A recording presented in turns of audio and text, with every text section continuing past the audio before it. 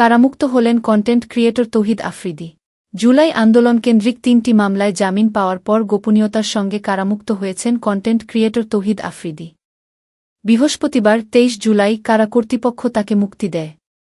তবে তার বিরুদ্ধে আরও ৫টি মামলায় এজাহারে নাম থাকা সত্ত্বেও সেসব মামলায় তাকে গ্রেপ্তার দেখানো হয়নি, যা নিয়ে আইনি মহলে প্রশ্ন উঠেছে।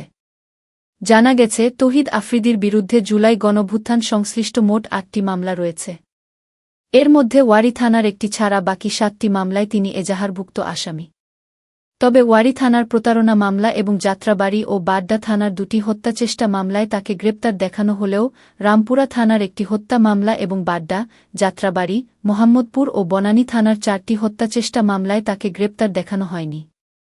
গত বছরের ২৪ আগস্ট রাতে বরিশাল থেকে পুলিশের অপরাধ তদন্ত বিভাগ সিআইডি তৌহিদ আফ্রিদিকে গ্রেপ্তার করে। এরপর প্রায় ১১ মাস কারাগারে ছিলেন তিনি। প্রথমে যাত্রাবাড়ী থানার একটি হত্যা মামলায় ৫ দিনের রিমান্ডে নেওয়া হয়। পরে বাড্ডা থানার একটি হত্যাচেষ্টা মামলায় গ্রেপ্তার দেখানো হয়। ওই মামলার তদন্ত শেষে তার অব্যাহতির সুপারিশ করা হয়। পরবর্তীতে ওয়ারী থানার প্রতারণা মামলায়ও তাকে গ্রেপ্তার দেখানো হয়। হত্যা ও হত্যাচেষ্টার ২টি মামলায় হাইকোর্ট থেকে জামিন পান তৌহিদ আফ্রিদি। পরে আপিল বিভাগ সেই জামিন বহাল রাখে।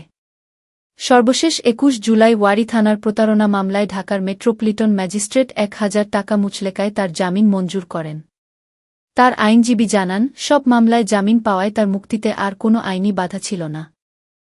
এ বিষয়ে সুপ্রিম কোর্টের আইনজীবী ইশরাত হাসান বলেন, কারাগারে থাকা অবস্থায়ও যদি এজাহারভুক্ত অন্য মামলাগুলোতে একজন আসামিকে গ্রেপ্তার দেখানো না হয়, তাহলে সংশ্লিষ্ট থানার দায়িত্বশীল কর্মকর্তাদের জবাবদিহির আওতায় আনা উচিত। ৪৭ বছর বয়সে দ্বিতীয় সন্তানের মা হলেন জনপ্রিয় অভিনেত্রী তাং ওয়েই। অন্যদিকে ঢাকা মহানগর দায়রা জজ আদালতের public prosecutor PP Omar Faruk Faruki বলেন, কোনো মামলায় আসামিকে গ্রেপ্তার দেখানো বাধ্যতামূলক নয়। তদন্তের প্রয়োজন অনুযায়ী এ সিদ্ধান্ত পুলিশ নেয়। তার মতে, আসামি কারামুক্ত হলেও মামলার তদন্ত কার্যক্রমে কোনো সমস্যা। আমাদের নিউজ দেখার জন্য ধন্যবাদ। এতক্ষণ আপনাদের সাথে ছিলাম আমি ফারজানা আক্তার অধরা।